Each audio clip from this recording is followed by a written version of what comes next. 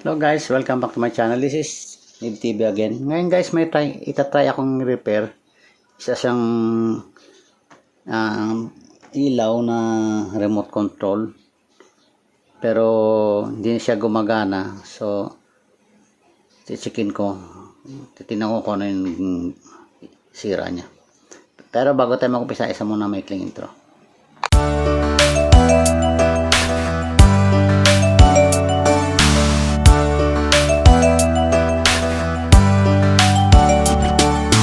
Tayo guys, bali ang try kong i-repair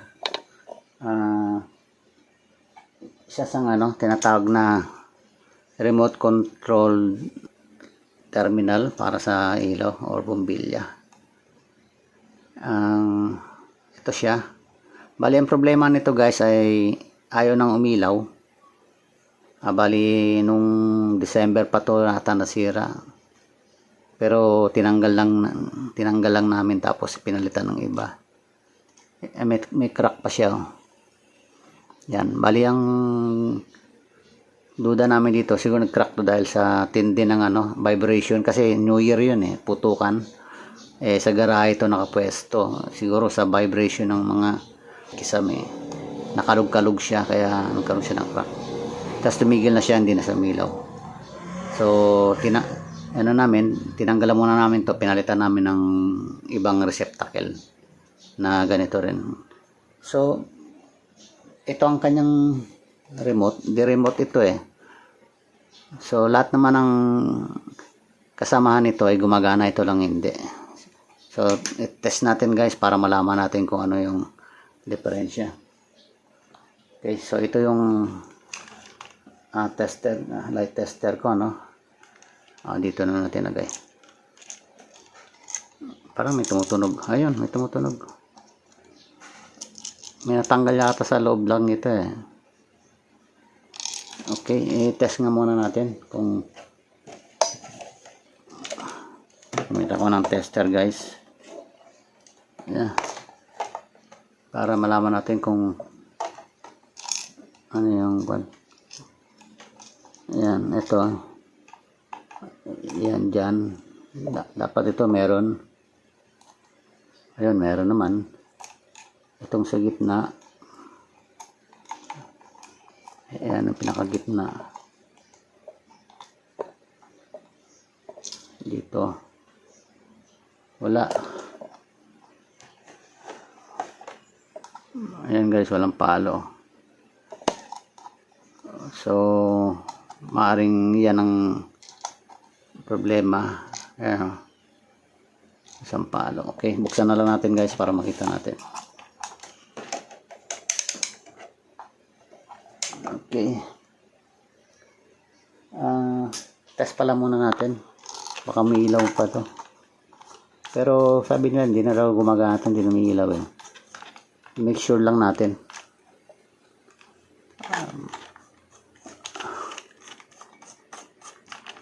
Okay, yan. Yan, saksak. Power on. Wala, ayaw talaga. Sa remote, gamitan natin ng remote.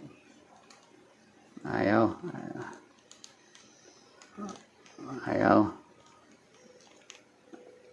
Ayan, umilaw naman yung remote natin, Dito sa C. Ayan, may ilaw naman yung remote.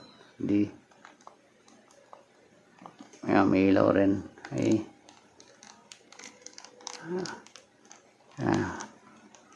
So, ayaw talaga. Buksan na lang natin guys. Okay.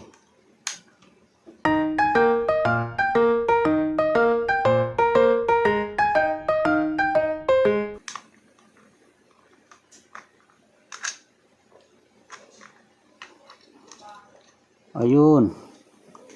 Yan, may tanggal nga guys. Kaya pala wala siyang continuity reading. Ano yung tumutunog? Ayun. Ayan guys, meron ako nakitang broken solder. Yan Saan kaya yan? Doon. Hindi naman. Wala namang solder to eh. Hindi ipit lang pala to. Oh. Iniipit lang pala rito yan. Ayun. Okay. Ito guys. Ayan o, kita nyo guys. Ayan ang broken solder. Diyan ang galing yung ito. Kaya siguro walang contact. Ayun nga, sa gitna ngayon o. Walang contact. Nag-broken solder na siguro sa vibration. Tapos ito, tanggal pa yung isang wire. Ayan, parehas pala guys. Oh. So, gawin natin muna is ito muna unahin natin. Okay pa naman siguro ang relay niyan. Wala na ba? Okay. Ito guys, ang unahin natin. Kuha muna ako guys ng pagbukas na isa.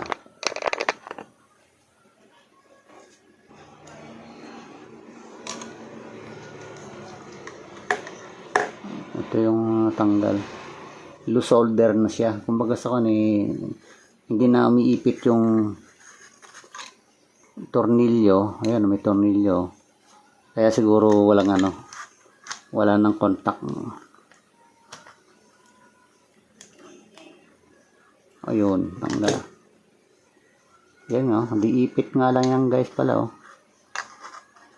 Alam kong gagawin ko guys. Mas maganda sa solder ko.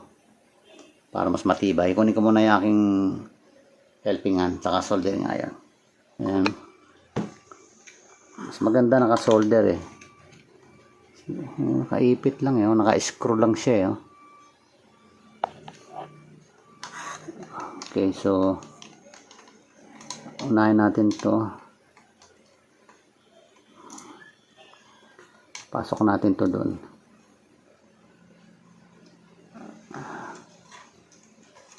Ayan. Lagyan natin ng solder para mas maganda.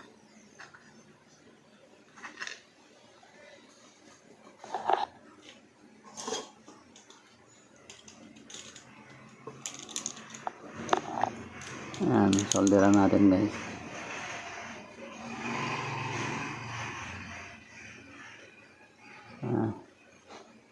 Ayan. Tapos ito, lagyan din natin ng solder.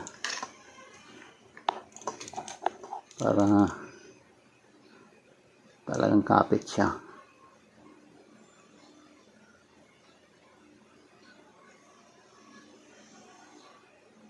Ayun. Okay.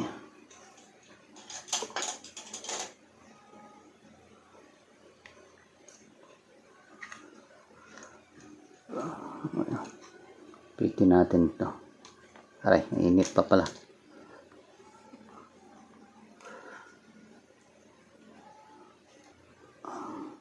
Okay. Ayan o. Para ma-solder natin siya ng maayos.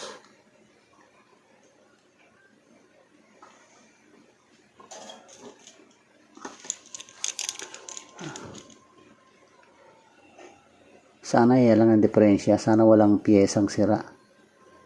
O walang mga problema sa relay niya. Ayan.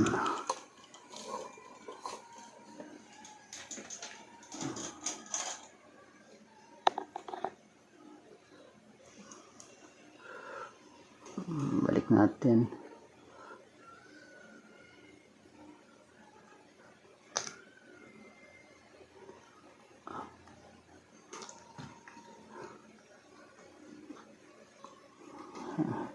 Hirap pa.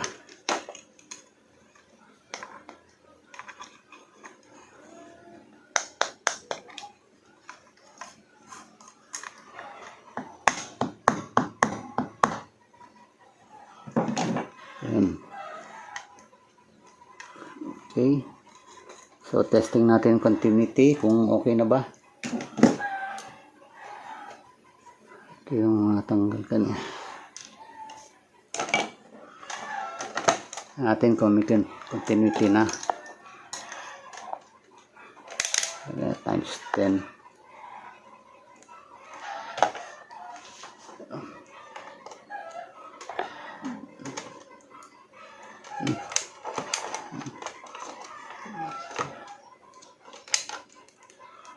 Wala na yata ang battery. Okay, so wala na battery guys. Kunin ko yung sakang tester. Okay.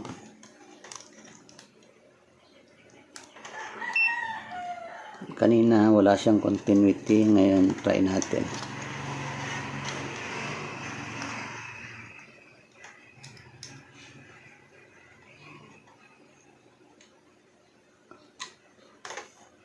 Lagyan natin muna sa continuity.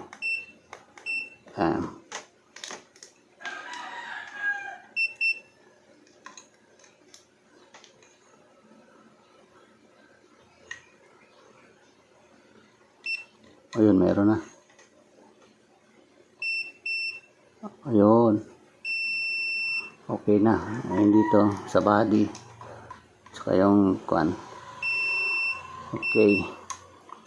Dito. Yan sa body tsaka dito.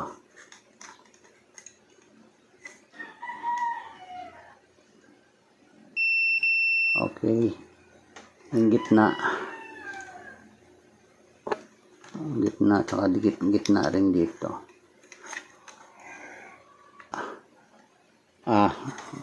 Wala pa palang bumbilya.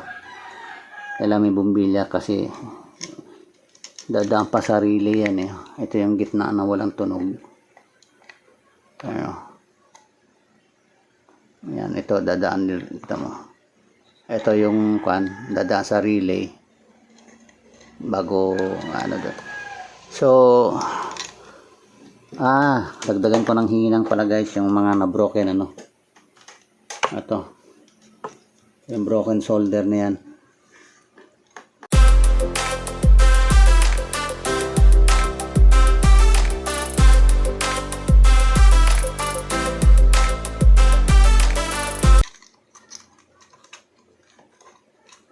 Okay.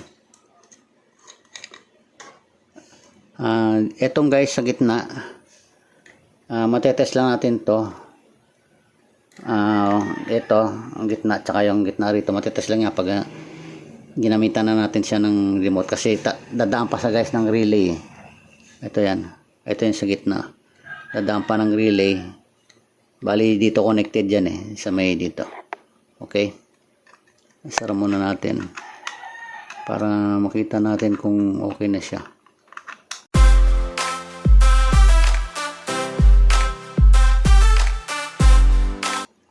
So ngayon try na natin.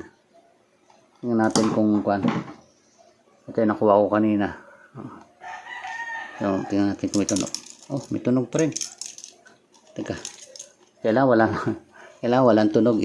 Buksan natin ulit, baka may nakalas na naman.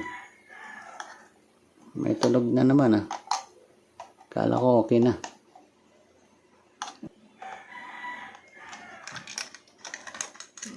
Ayun, meron pa guys Ayun. Baka meron pa.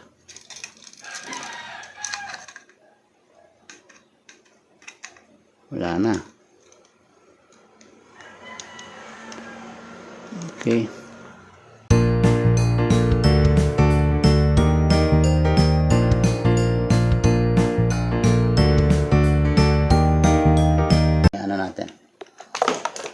Para magkaroon ng continuity, kailangan gagana yung relay.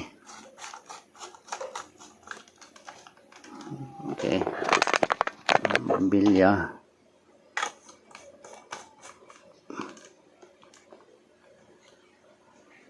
Yan.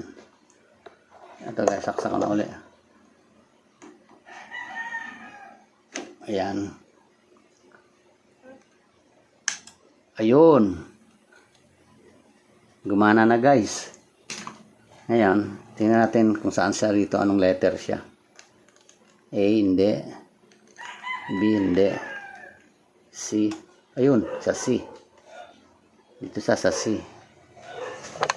Okay na guys. Ayan na Ayan o. Off. Okay.